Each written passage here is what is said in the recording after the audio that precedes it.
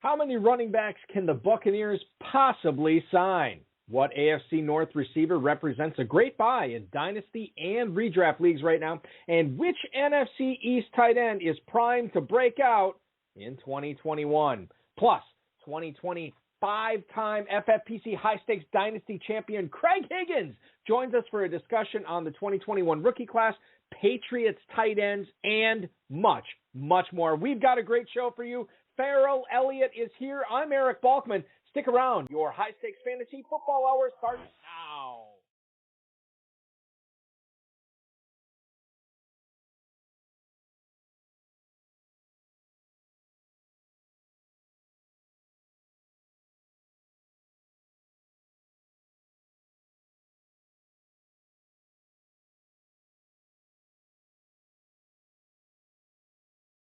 Broadcast live and heard around the world, you are now listening to the most entertaining hour of radio on the planet. Welcome to the High Stakes Fantasy Football Hour, presented by MyFFPC.com, with your hosts Eric Balkman and Ezekiel Elliott. The High Stakes Fantasy Football Hour is your home for analysis from the best players in the world. And now, because no one else was available, here's Eric Balkman and Ezekiel Elliott.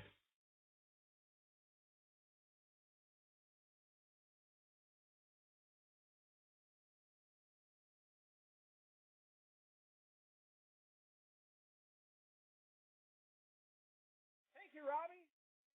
You Quiet Hollers. Remember to check out their music at quiethollers.com. Greetings and salutations to all of the Balkaholics and Ferelliacs tuning into the show this evening. Welcome to the latest episode of the High Stakes Fantasy Football Hour, and it is presented by myffpc.com. I am, as always, your slightly above average host, Eric Balkman. My co-host is counting down the days until the NFL draft. Just a few, well, really less than 2 weeks away, essentially, at this point. And he is also the definitive commissioner of fantasy football. He is Ezekiel Elliott. Ezekiel, I know, like I said, you've been counting down the days. It cannot get here soon enough. We want to see these rookies in new uniforms. We cannot wait to see how all these teams deploy their strategy in the NFL draft. It's going to be a lot of fun on Thursday, the 29th. I'm looking forward to this, Balky. We talked about it previously last week, and it builds and builds. You know, we finally got through the media the first kickback of the pressure. You know, you and I have talked about movies. Remember in Jerry Maguire, even Cush got tired. Was that his name? Jerry Maguire's quarterback foil. Yeah, he got tired of seeing Cush. It's what everybody's doing here. And you know, Trevor Lawrence has made a confusing statement that that people have tried to explain away, and it's just too much. Let's have it and get it done and get to work. Yes, please. Yeah, Trevor Lawrence, he said, hell, he'll surf or ski. He doesn't care. And Bob Sugar, his agent, certainly a second to that, no question. We're excited. Yeah, Bob Sugar, good old Bobby Sugar. We are excited for the NFL draft. We're excited to talk fantasy football with you tonight. We got a great guest coming up. As a reminder, Dynasty startups are going on right now at myffpc.com. These are the final pre-NFL draft signups. I saw the FFPC e-newsletter today. Thursday is the last day before the Dynasty startups are cut off until essentially after the NFL draft. So make sure you're signing up for those there. And of course, $500,000 first place grand prize to the 2021 Football Guys Players Championship grand prize winner. $100,000 to runner up. The early bird is live right now. Those drafts start in 15 days. Remember, the day the NFL draft ends, the next day, we have Football Guys drafts going, so make sure you check that out. Best ball drafts are open, including the $5 Cinco de Best Ball options at myffpc.com, and the early bird for the main event is live. You can save $100 on your team, on your first team before May 31st, $400 off each additional team. That is all at myffpc.com, but don't forget, KFFSC.com, the Run to Daylight competition is ongoing. We've already had some drafts go off there. Beg your pardon, two teams left in the Sunday Night Man of War division. That goes off at 8 o'clock Eastern time. So if you want to be a part of that, try to win $5,000 at a $200 entry fee. Make sure you are signing up for that. And, of course, the Draft Masters, like I've been participating in, available at KFFSC.com. I'm sure we'll get into some of that discussion tonight as I've made a few picks that I'd love to pick the brain of not only Ezekiel, but our guest tonight as well, Craig Higgins, coming up in about 10 minutes here on the show. We are going to talk about the new backfield tandem in Arizona, whether we're concerned about a pair of Crimson Tide rookie situations.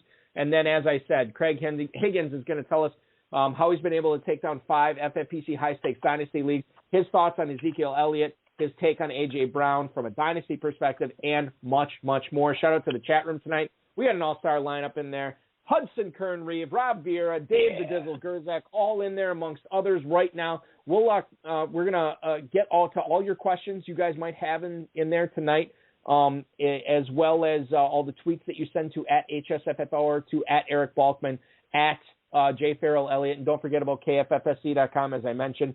Farrell's Kentucky Fantasy Football State Championship. I love participating in that, and every year I invite you to do the same. Facebook is facebook.com/HSFFR, and if you want to give us a call tonight, 347-426-3682 is the number. That's 347-GAME-OVA. HighStakesFantasyFootball@gmail.com is where to reach us. Send those questions there. We'll try to get to all the questions, tweets, and emails in the fantasy feedback segment coming up in the last segment of the show. Our audio engineer, my best friend Bryce, and our producer, mutual friend Rob, working hard tonight as we get into Fantasy Flash. I want to thank Football Guys, Draft Sharks, NBC Sports Eds, and Rob for tonight's Fantasy Flash.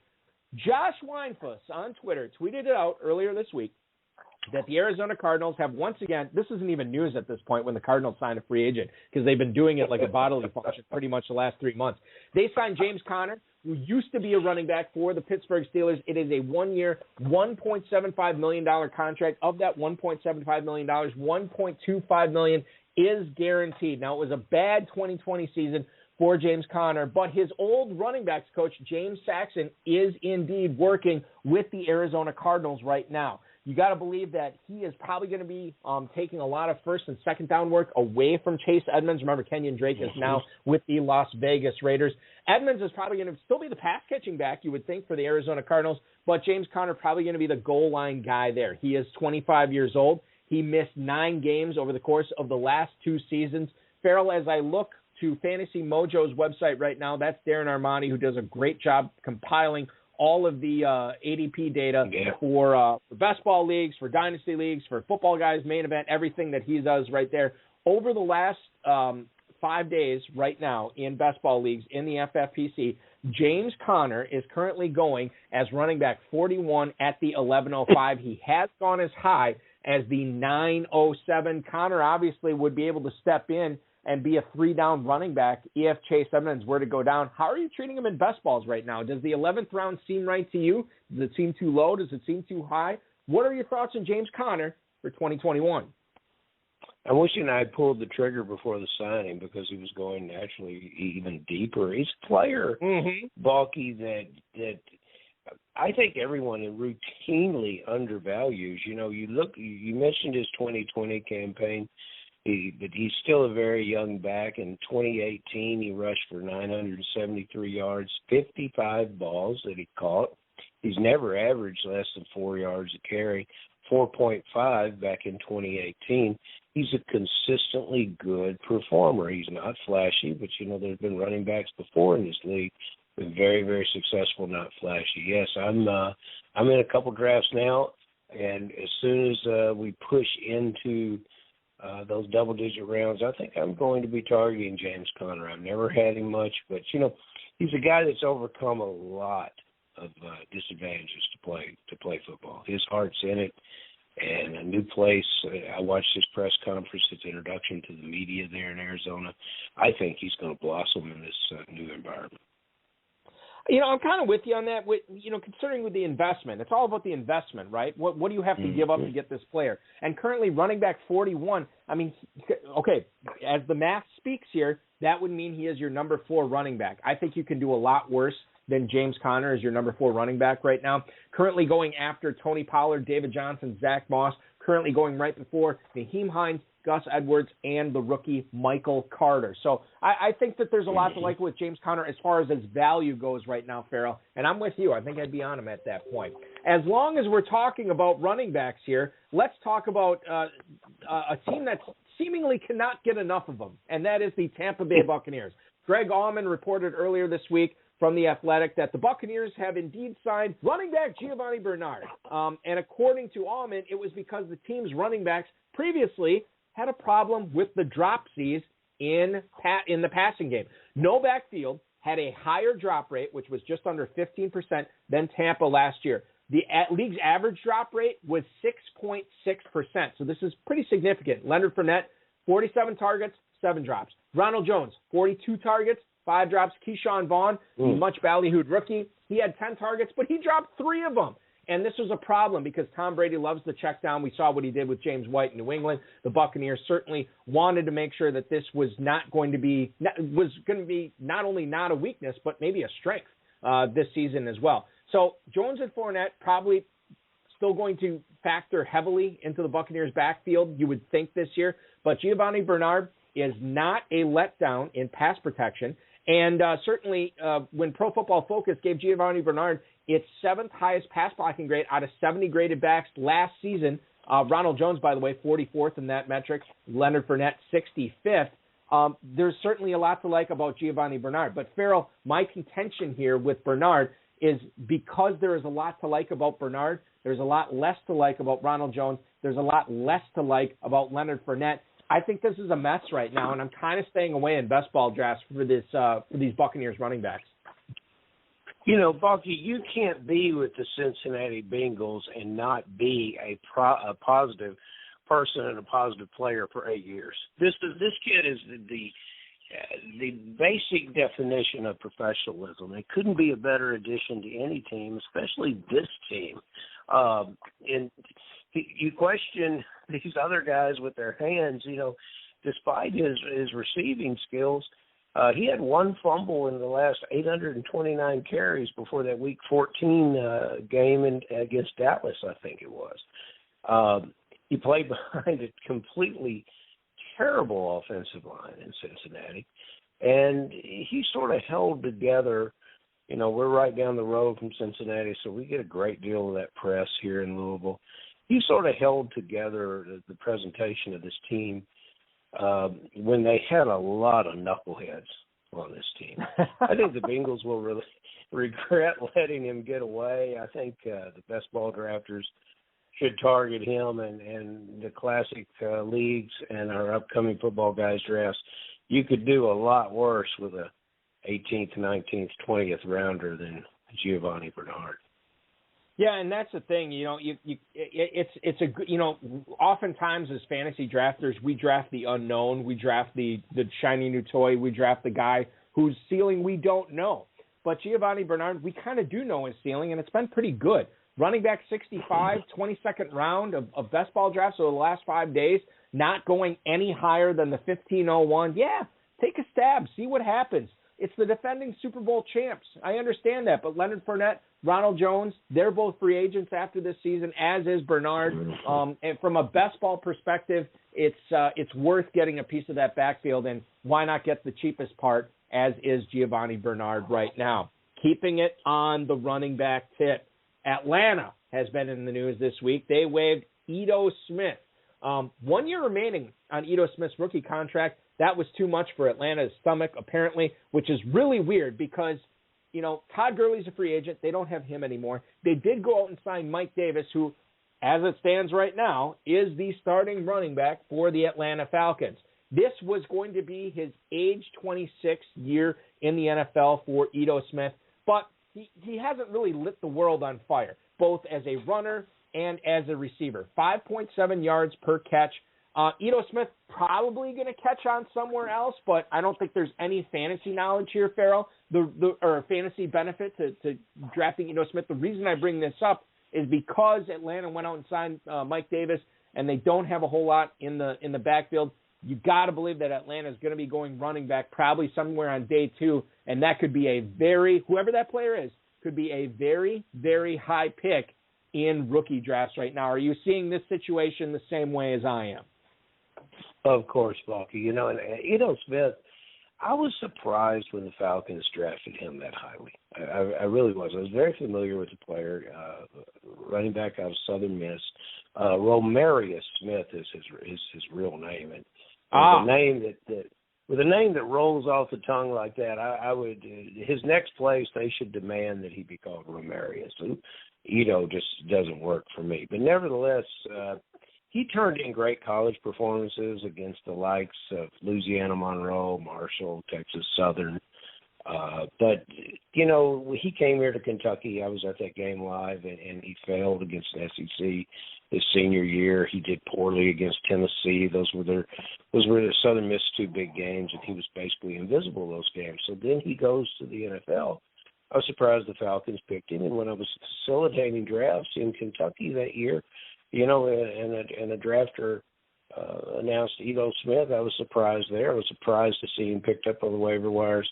And I am not surprised to see Atlanta change direction with their new group on the offensive side of the ball, because he's not a fit there. And I hope he gets another chance, and I hope he gets to prove me wrong. I root for every player that gets into the league, that gets an opportunity, but it seems like he's had some wonderful opportunities, and he's come away a little flat.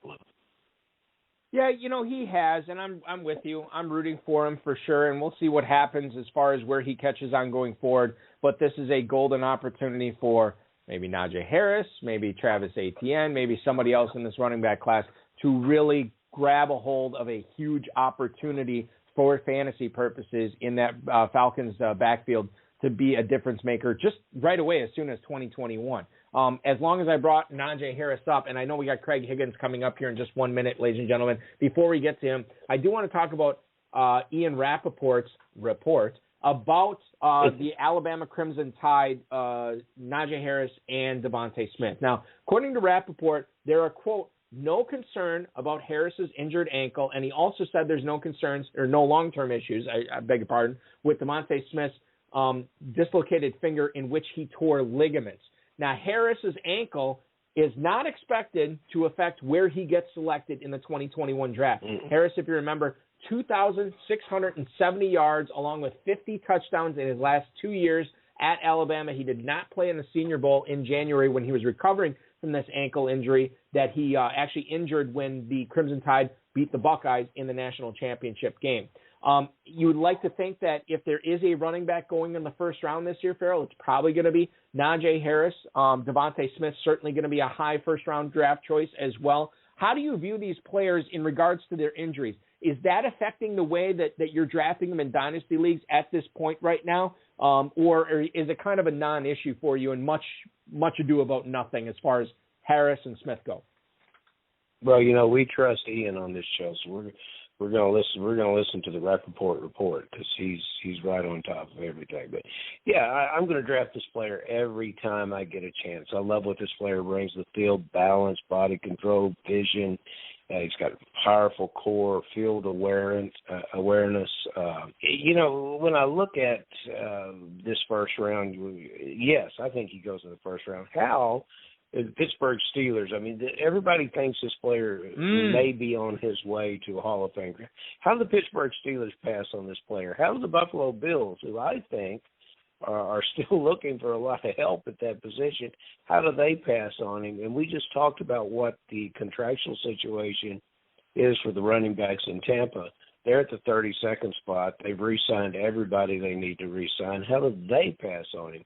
But, you know, if you and I have been watching the Tide play at one of your favorite watering holes there in Appleton, Balky, and you were talking about Najee Harris, and I say, yeah, he's great and everything, but there were 5 teammates of his that are going to be drafted in front of him. You would have told me I was crazy, but that's exactly what I'm telling you now. And it just shows how the running back position is devalued, but you cannot devalue what this player brings to the field. You'll be very, very happy whatever format you're playing in the FFPC. You're going to be very, very happy if he's on your roster. Yeah, and Harris, we should bring up too. It just turned 23 years old, so he will.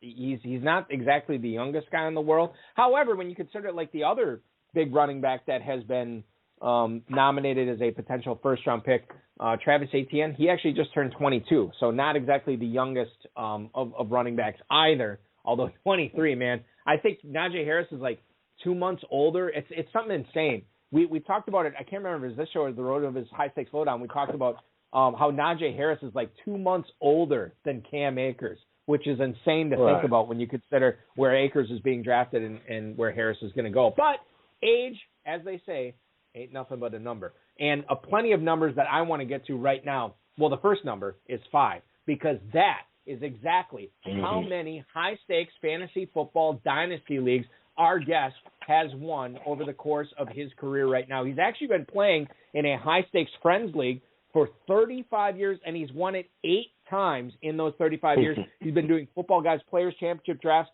for the last 7 years, and he's won 4 league titles there. As I said, 5 dynasty titles in the last 5 years. Now, in 2020, he had 8 dynasty squads within the FFPC. 7 of them made the playoffs. 2 of them brought home the gold, and we want to talk to him and bring him on the show right now tonight. Please welcome Mr. Craig Higgins. Craig, thank you so much for spending this Friday with us, man. How's it going?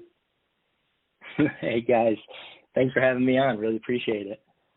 Excited to have you on. So one of the things, the first thing I want to bring up right off the bat is, the image that you sent over that we are using on the on our show website, our show podcast, and all the social media, is you holding up a Chad Ochocinco jersey. Is there a story behind that? Are you a big Ochocinco fan? Where does he play in your fantasy football lore? See, I should have turned it around, because it's actually a T. Higgins jersey now.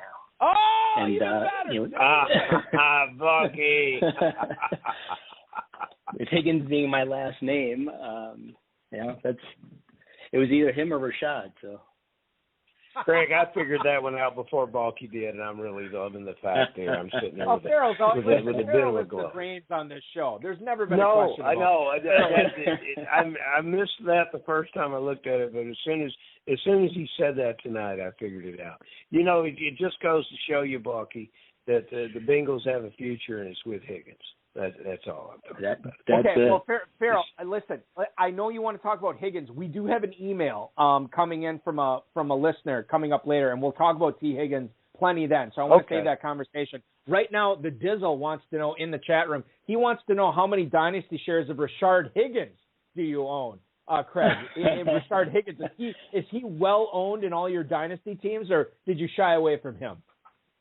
Nah, I kind of shied away from him. I think he's passed through once or twice, but that was a different branch of the family. Yeah, exactly. Yeah, no, I get it.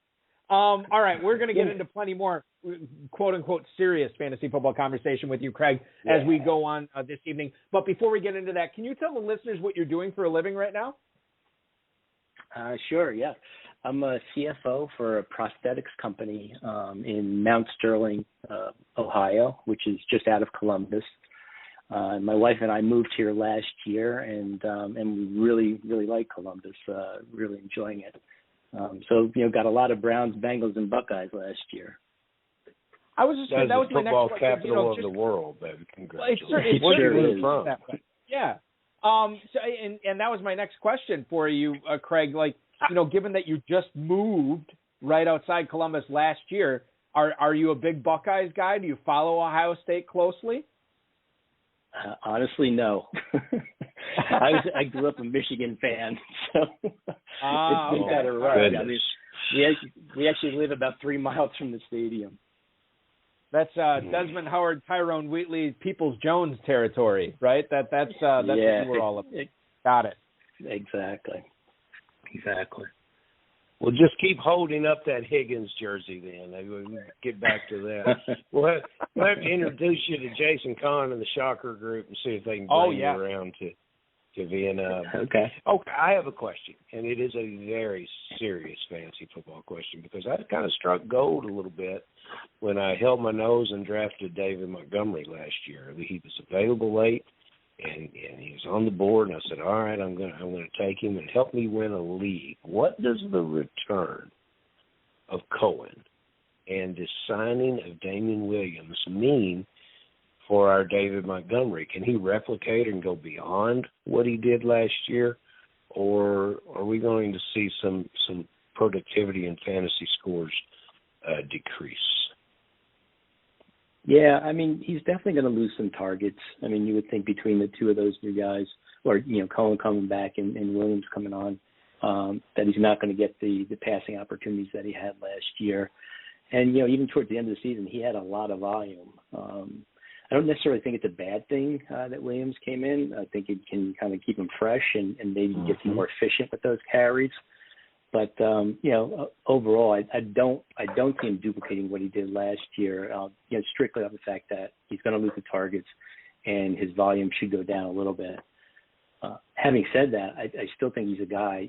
Given where he's at, being drafted at now, he's somebody that I'd love to have in my flex, or I could live with him as an RB2, but as a flex, I think he's got value. David Montgomery currently going as running back 22 on average at the 406 in FFPC best ball drafts. If you want to nab him in an FFPC dynasty startup, not going much later.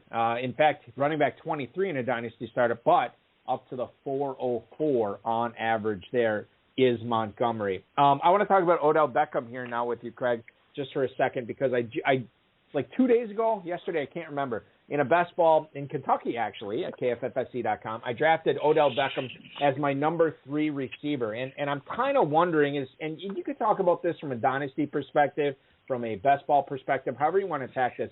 But Odell Beckham currently is his value is it seems like his ADP has gone down every single year since he's gotten hurt, right? He keeps on going down. Right now in FFPC best balls, he's wide receiver 33 at the 805.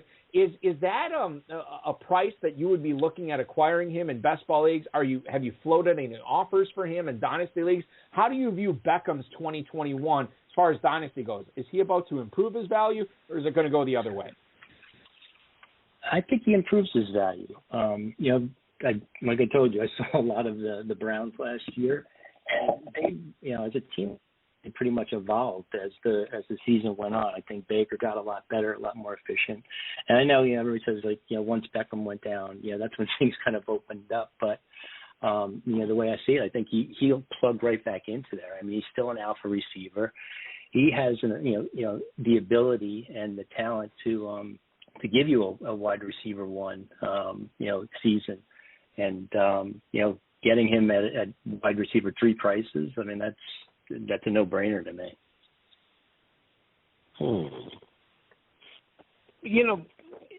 I've got the $90 million question for you. This is something that I've been struggling with ever since the $90 million tight end combo was created there in New England. And I'm in a draft right now. Once again, I find myself doing the show when I'm on the clock. The fellows will really appreciate that. But I'm in a draft right now coming up in the middle of the 8th round, and the tight ends are going away. And the perennial poser, which is Hayden Hurst, he's still there. And no one, including me, wants to really get involved with Zach Ertz. So, I don't have $90 million. I've just got one lonesome pick in the middle of the 8th round. Which Patriots tight end would you use it on? Hunter Henry, Jonnu Smith? And can you separate the primary roles from what we saw last year and what you can anticipate this year for both these players? And I'll preface it. One more comment I had, just looking up some other things. Poor Jonnu Smith, he's got a great contract, $50 million over 4 years. You can't feel too bad for him. But he went from the team that was 30th in pass attempts to the team that was 31st in pass attempts. So he's very comfortable with limited action with the balls in the air. But so anyway, what do you think about this tight end bonanza that Belichick has to deal with there in New England? Yeah, well, I mean, how can you bet against Belichick? The guy's got to have a plan, you would think, for these two guys. I've got these guys all over my rosters, both of them, Henry and Smith. And I was really excited about it going into free agency. I thought, they're going to get good opportunities. They're going to take the next step up.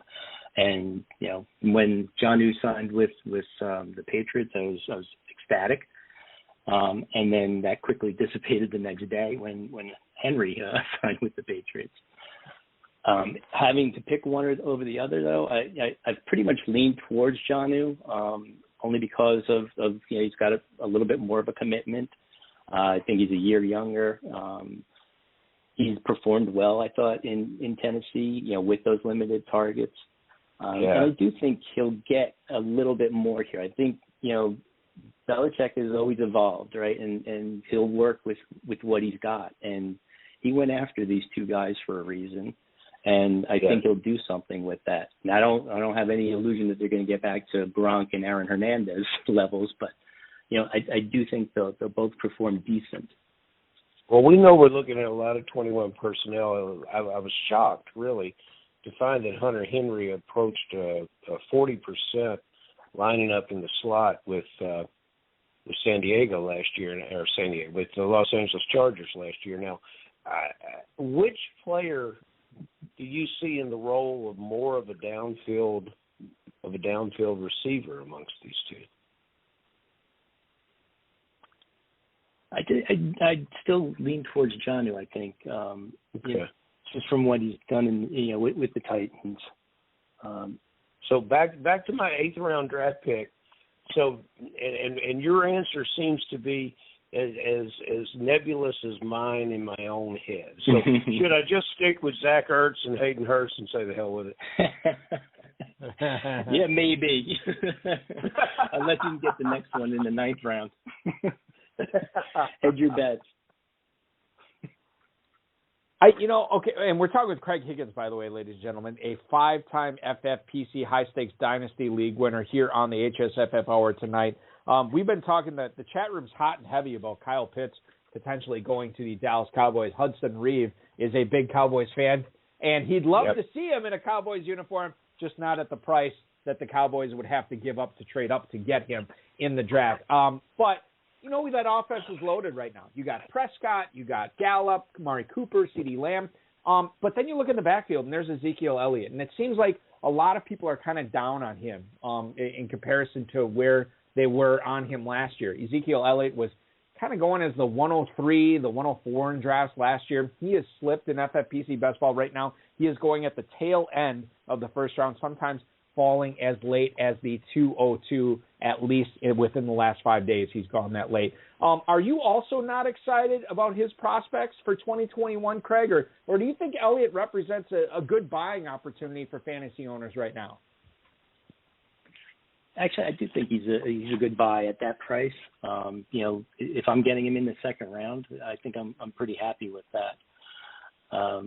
Concern with Dallas is their line and, how much can recover from what it was last year, which was terrible. They had a lot of injuries. Those guys should be coming back, some of them. Dak is back, of course, and I think, Pollard didn't do a whole lot with his opportunity when he had it. So, I mean, the opportunity is Zeke's. It's his job, and I think he'll be a workhorse like he's been in the past. So, if you can get that, in the 2nd round, I think it's great. I wouldn't reach for him. I wouldn't go after him, at 105 or 107 or anything like that. But I do think, if I can get him as my RB2, wow, that'd be great. For best ball, right? That you're speaking about, Craig? Best ball? Yeah, exactly. Okay. Yeah. Yep. Got it. Okay. Now, you talked about Johnny Smith. You were happy to see when he left and signed with New England. And Corey Davis left, held the door open for him. Adam Humphries left, unceremoniously, less ceremoniously at least than the other two guys. Everybody's leaving Tennessee, except the running back and A.J. Brown. What? Yeah, A.J. Brown was the better receiver at Ole Miss than Metcalf was. Fantastic player. Just a thrill to watch on the field. And in looking up those numbers, that's where I saw that Tennessee, which I thought was throwing the ball more this last year, was 30th in passing attempts. So do you think A.J. Brown could ever become the real top 5 fantasy wideout. You know, there's certain players that push into that, that come and go within those top 5 or top 10. You could say Robbie Anderson and Deontay Johnson from this last year, but there's guys you know that are going to be there every year. Hill and Keenan Allen and Balky's man Adams and now Stephon Diggs will always be there. But can A.J. Brown, who I know has the talent of those guys, can in this offense, where they let the running back salt away the victories in Tennessee, in this offense, can he be one of those guys? You know, I think he can, you know, and especially this year when, you know, he should get a larger target share. You know, I think Josh Reynolds is a decent receiver. I think he can actually surprise some people, and they probably will draft a wide receiver at some point, I think. But I still think he's going to get A.J. Brown's going to get a larger share than he's had, you know, with the other group that was there. And, you know, I think he can push into that, you know, that higher echelon, that wide receiver 5 or even better. I think he's got that talent. I think he commands the ball. And, I think that's a definite possibility that he could get into that range. I don't know if they've been particularly honest with us about how often this player has played hurt, too.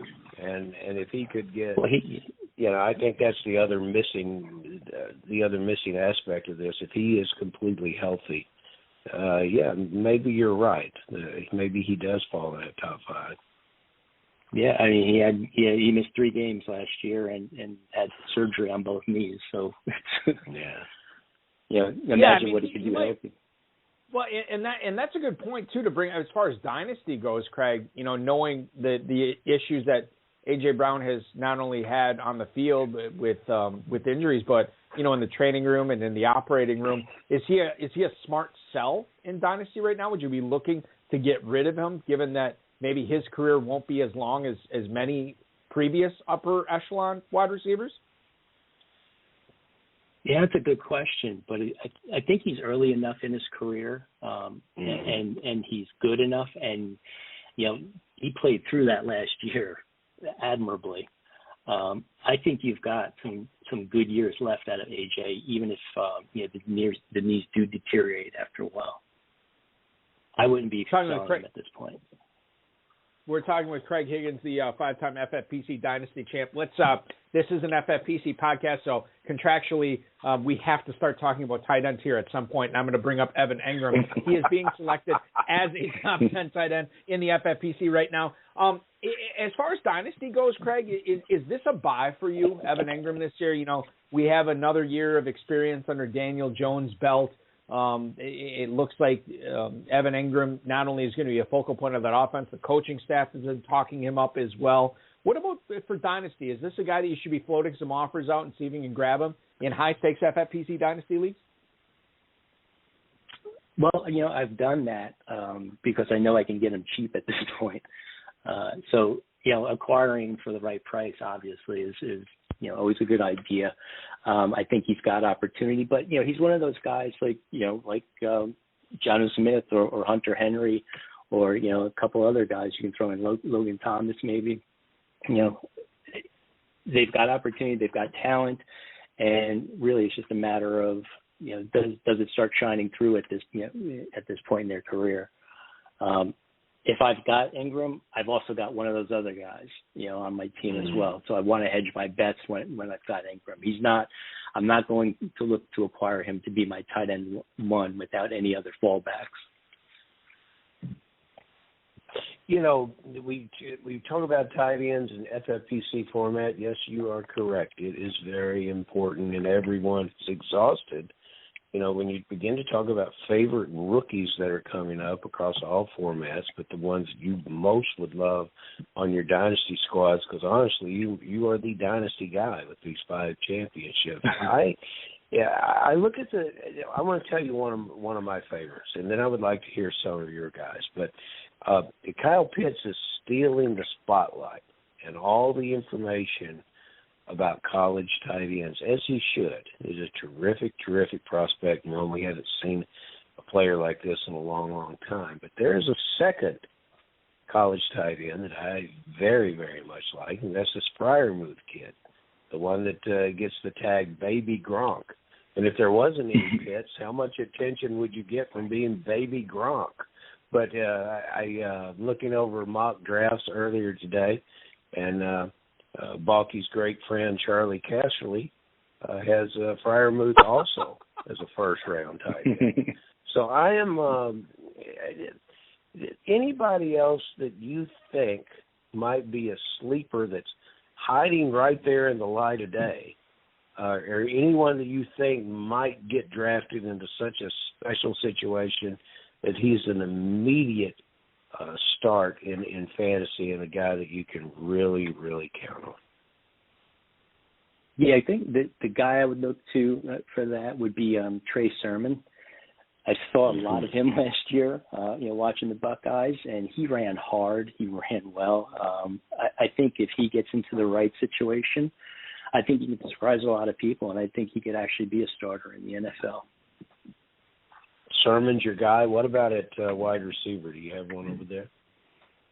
I like Jalen Waddle a lot. Love the Tyreek comps with him, and that kind of a player is really exciting. Anybody who can touch the ball and take it to the house, on any given play. I love those guys.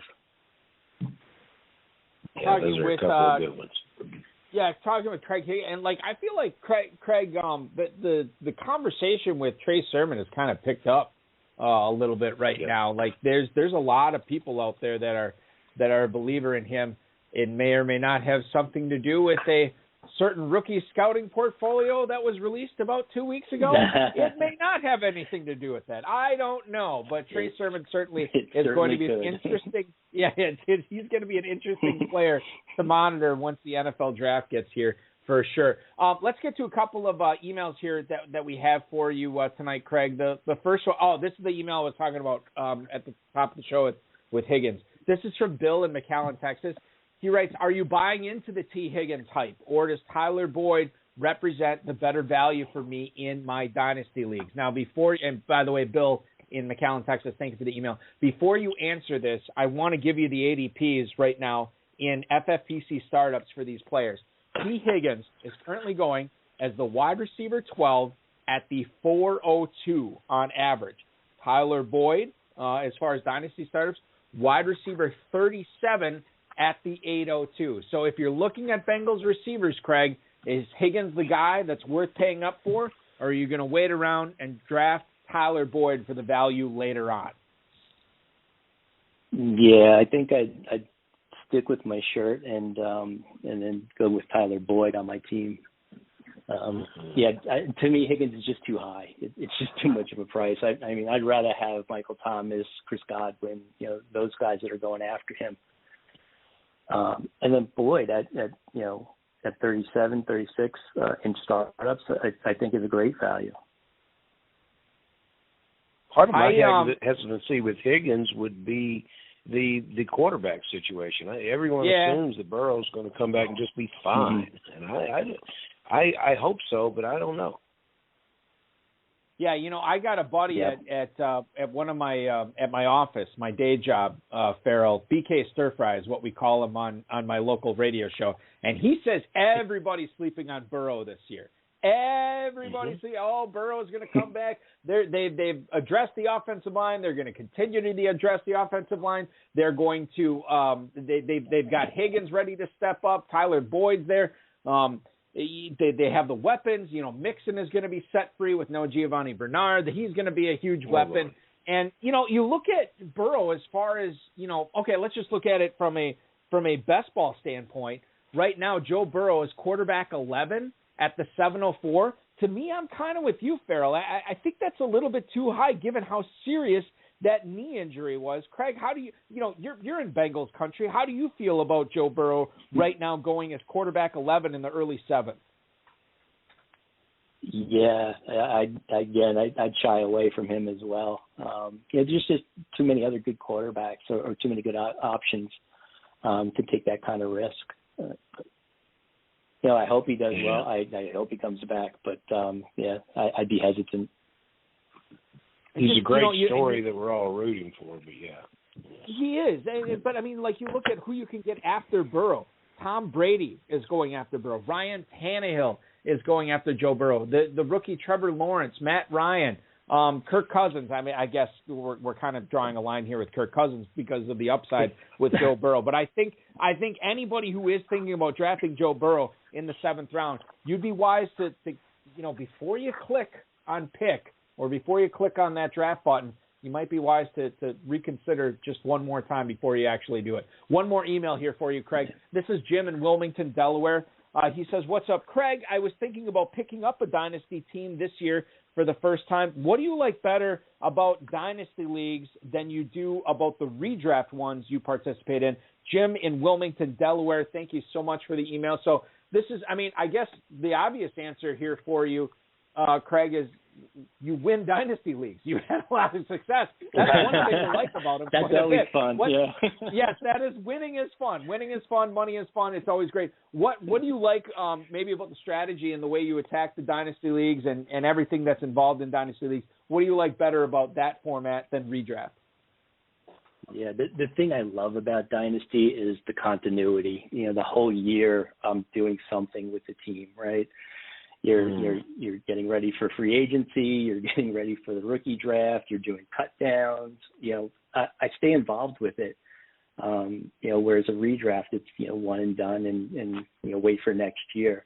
But really, this stuff keeps me busy all year. And when I say busy, I mean I love doing it.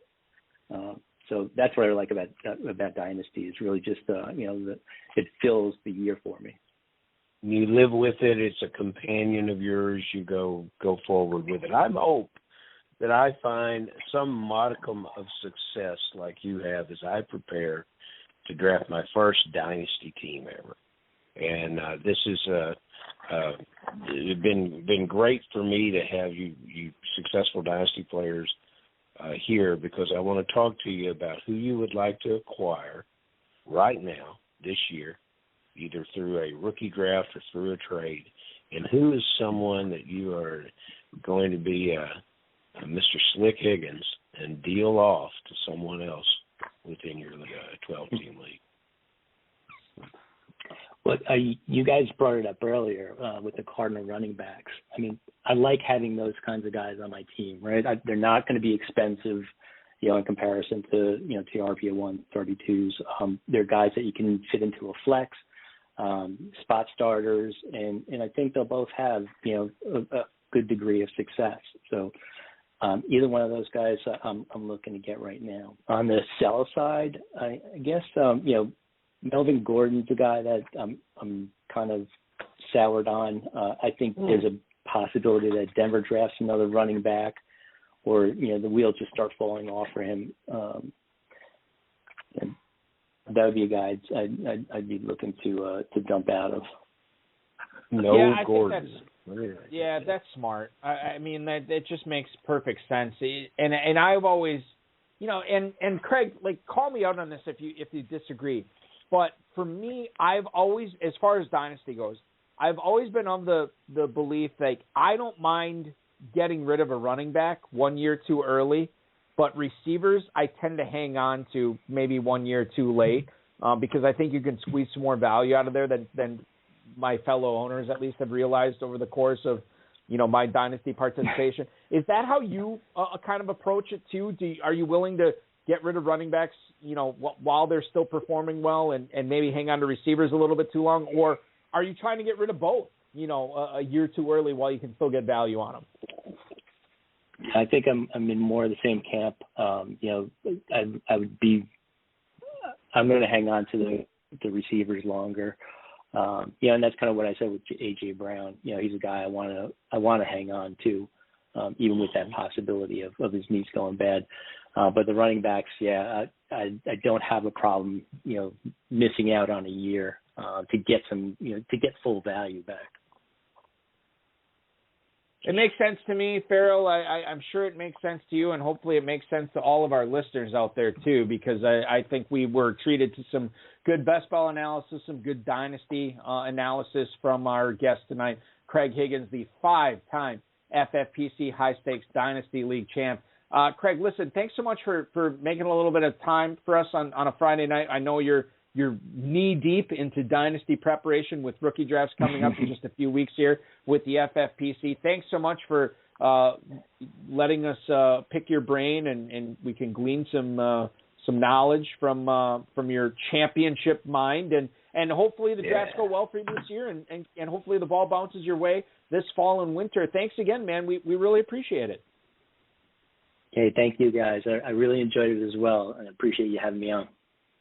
Craig Higgins, ladies and gentlemen. Craig, be good. We'll talk to you again soon. That is the 5-time FFPC High Stakes Dynasty Fantasy Football League winner, Craig Higgins. Good stuff from him, Farrell, tonight. Good. Now, honestly, we've had a few players from Ohio on this show before, but it's nice to get a non-con viewpoint on some of the Ohio players to borrow from my musical side tonight, that we get some more Bengal stuff, some more Ohio State stuff tonight. And Craig, a very knowledgeable guy. I mean, clearly it's working out for him in high-stakes dynasty leagues, and it was good knowledge we got from him tonight about Odell Beckham, how he's approaching Ezekiel Elliott, and I think the A.J. Brown stuff was pretty good as well. I do too, and A.J. Brown's situation is, I feel exactly the same way about this player, and yeah, we've learned about his surgeries, but I think he's played hurt almost his entire career, so let's hope he can get healthy. I loved your Ocho Cinco reference here to the jersey, and the Dizzle. That was so classic Dizzle when Dave came in and asked about Rashard Higgins. So, I thought that was really great too. This is a player. We failed to ask him about any kind of Magnum PI references tonight. That was where we really let him play. He should show up in a Hawaiian shirt and just say that he'd prefer to be called Higgins. That's exactly what he should do. A Cincinnati Bengals Hawaiian shirt, I think, would be perfect. Yeah, that would be excellent. That would cover our bases. Yeah, that would be excellent. Now, he's a very good player, and now he's living in the bedroom of football of the entire United States. So he's in the right place at the right time for his skill set. I am with you 100% on that. I am also with the listeners 100%. We failed to get to any emails last week. I promised everybody we'd get to them this week, and I am not going to empty tease it one more time. So let's get to them. The first thing tonight is Russ in Reidsville, North Carolina.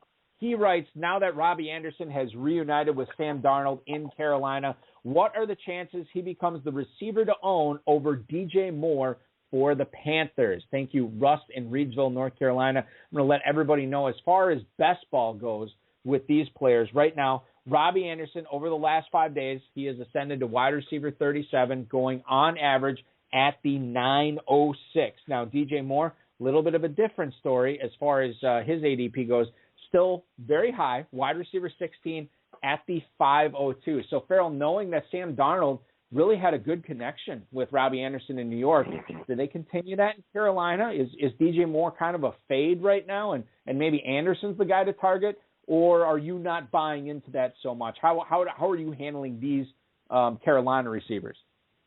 Bucky, you're hitting the nail on the head. And Robbie Anderson last year was actually 10th in total targets throughout the NFL. You bring back Christian McCaffrey, put him in this backfield, someone else for defenses to have to key on. Robbie Anderson's touchdowns are going to increase from that number of 3 also. I really, really think this player is in a situation to continue his ascent as a complete NFL player. He seems to be becoming with great confidence after what he had in New York, and now with what he's reunited with this coach and now his quarterback. I think it's a perfect situation. And Robbie Anderson, last year after we were getting him in the 15th round, we said, well, he won't be a bargain like that again. He's still a bargain at these values. And 37th receiver, you said? Robbie Anderson's a steal at that number. Yeah, I mean, he's going behind Will Fuller, Devontae Smith, Deebo Samuel right now. He's going right ahead Laviska Shenault, Marquise Brown, Curtis Samuel. And then on the flip side, as far as DJ Moore goes, he is going right behind Allen Robinson and Mike Evans, right ahead of Chris Godwin and Julio Jones from the Atlanta Falcons. Moving on here as we pound out some emails. Bill, City of Commerce, California. For FFPC best ball leagues, how does the 49ers big trade affect what you're doing with Kittle, Ayuk, and Samuel in drafts? Thank you for the email, Bill, in City of Commerce, California. Obviously, we know the Niners traded up to get that number 3 pick. Are they going to take Mac Jones? Are they going to take Justin Fields? Certainly the betting markets now favor Justin Fields. We'll see if that remains true until April 29th. But you look at the 49ers going forward this year, Farrell, it's clear that they have a pass thrower in mind at 3. Now, is that making you knock down George Kittle? Is it making you knock down those receivers, Ayuk and Samuel? Is it not really affecting it, given that, Jimmy Garoppolo, I don't know if it's much of a step down from a rookie receiver as opposed to catching passes from Jimmy Garoppolo. How has that trade affected the way you're drafting Niners skill position players? Jimmy's a winning NFL football quarterback, and this team is in position to win a division and go far into the playoffs. So as far as the way this team views it, no matter what they do in preparing for the future with that third-round draft pick, or that third draft pick overall, Garoppolo, as the coach says, that's our quarterback for now. He would have to respond to the competition of a rookie quarterback coming into camp. I believe the quarterback is Mac Jones. I really do. I think he's perfect for what they want to do, and that type of passer elevates all the receivers if he were to get on the field. But I believe this is Garoppolo's team, and you should expect consistent, if not explosive play from that quarterback. He's another guy that just has to be healthy to play. But yeah, I think the guy is Mac Jones. But we'll find out soon enough. But boy, that's the mystery of the week, isn't it? Well, let me ask you this, Farrell. If you believe Mac Jones goes number 3 to San Francisco, I'm assuming you believe Lawrence goes to the Jags, Wilson goes to the Jets. What happens at 4? You think the Falcons keep that and draft maybe Kyle Pitts? Do they draft the quarterback? Do they trade that? What do you? Because I've heard a lot of pundits out there say that the draft starts at number 4. I think it does too, and with Kyle Pitts, it tells us what Atlanta believes. They believe that they still can win with Matt Ryan. If they were to take Pitts, it answers a lot of questions and cures a lot of ills for that offense. I don't know what Pitt's destination is outside of Canton, Ohio. That's where I think everybody's taking him before the draft. And Balky and I have exclusive coverage of that induction ceremony before he ever plays a game in the league. But he's fantastic, and if you draft this player, you can't come out with this in a coaching staff, let this player get 60 catches and 5 touchdowns. For fantasy drafters that are looking at Pitts, anyone that puts him in a situation like that, and those will be his numbers, it's going to be considered misusing and failing. This is a great opportunity, but with great opportunity come responsibilities, and you as an offensive coach are going to be responsible to get the ball in this player's hands. So, Lord, we talked about the other movie, Draft Day, and the veteran quarterback who was relieved when they took when the Kevin Costner character took Mac. Well, that would be the same thing that Matt Ryan would be, and he would say, "What a valued situation I have to take another shot at it with a player like this." It's fascinating, and I kind of wish it would work out that way because I would like to see what would happen with Pitts in Atlanta. I think that would be great for that organization, be great for the player. Wherever he lands, it's going to be a big deal, and catching balls from Matt Ryan would mean that he would start he would start right away with some opportunities to show what he can do. That was the least surprising moment of draft day for me when they kept Brian Drew on as quarterback of the Cleveland Browns. Brian Drew, of course, as everybody knows, was played by Tom Welling in that movie. Tom Welling, what's he most famous for? He played Superman in Smallville. You're not going to put Superman on the bench. You're going to keep him as your starting quarterback.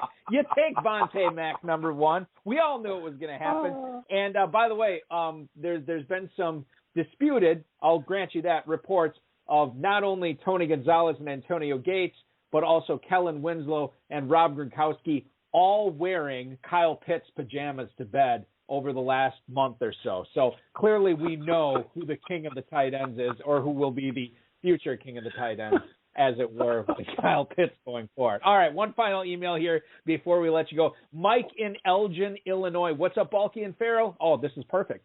I keep hearing a lot of rumors on Kyle Pitts. Any guesses at how high he goes in the draft and who selects him? So we just kind of talked about this a little bit, and I do want to bring up what the FFPC is doing with the Twitter campaign that they launched here with Kyle Pitts, because it's kind of an interesting proposition right now with what you can get with Kyle Pitts. The FFPC on Twitter at FFPC tweeted this out. You can tell the FFPC who drafts, which team drafts Kyle Pitts, and if you're right, you'll get a free $5 FFPC best ball entry. All you need to do is retweet or quote the tweet that's pinned at the top of the FFPC's account, twitter.com/FFPC. All you need to do is retweet or quote that, and if you get it right, they will DM you your $5 promo code. So make sure you're following FFPC, 1 entry per person. The deadline is Thursday at 8:00 p.m. Eastern Time. Farrell, Falcons, somewhere else, where if you were trying to win that free league with the FFPC, what would you say? Oh, man, I'm going to stay with the Falcons, and then I'm going to say Miami. And then I'm going to say one. Yeah, and then I'm going to say anybody that's lucky enough. If those teams pass on him, anybody would be lucky enough to grab him. It's so many very, very good players in a year when we weren't expecting this kind of we weren't expecting depth in the draft, and it's shown that there is some depth and there's a lot of talent, especially at certain positions, but there is no one, and I believe this is not hype, it's nothing but the truth.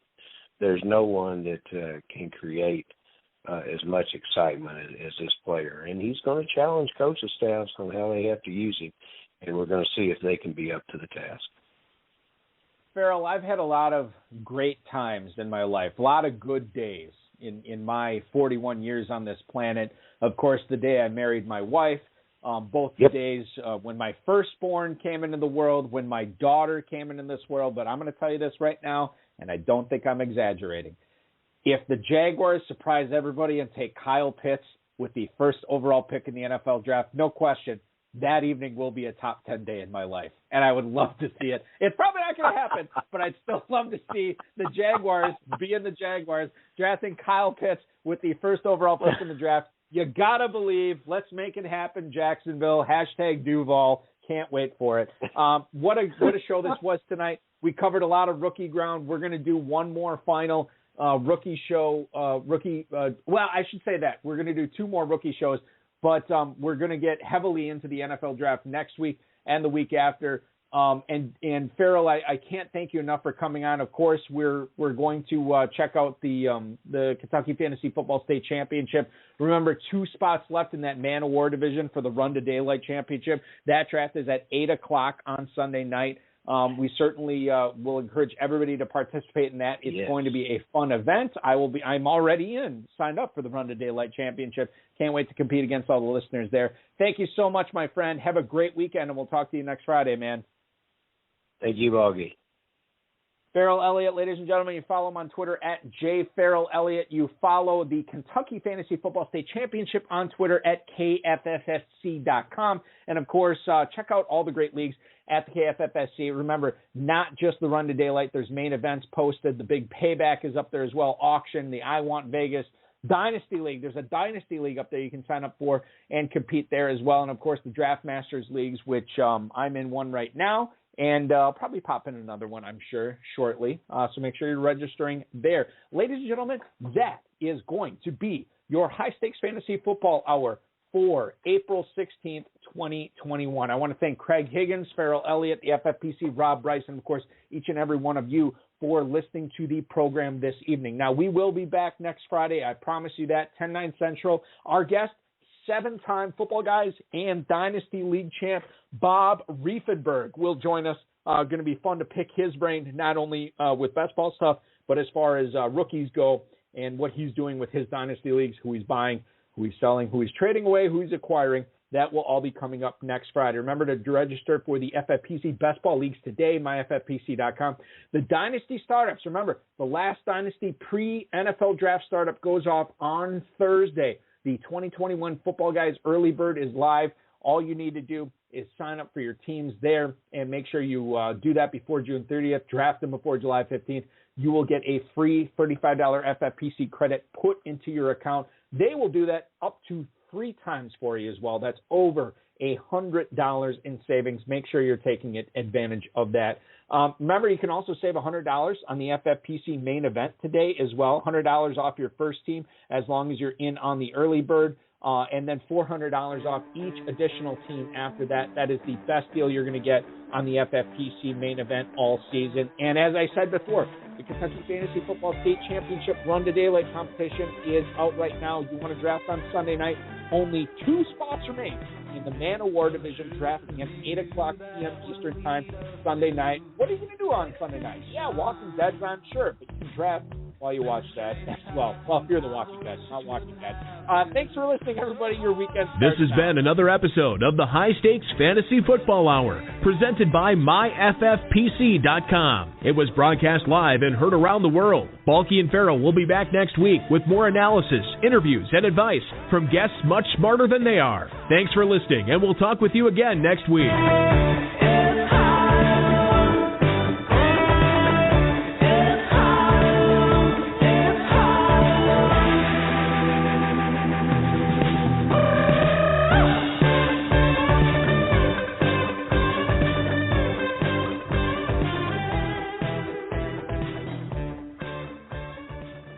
Want to thank Frederick the Younger, too, for providing the outro music for the show tonight. Once again, check out their music at fredericktheyounger.com, and Quiet Hollers, who provide the intro music at quiethollers.com. Hudson Kern Reed, this is for you. Falcon and Winter Soldier, I don't care what the Dizzle says. It's getting better and better. A lot of great stuff we saw in the episode today. Cannot wait for the Season 1 finale next Friday. And then that Loki show, that Loki show starting up this summer. That looks awesome as well. Thanks for listening, everybody. We'll talk to you again next week.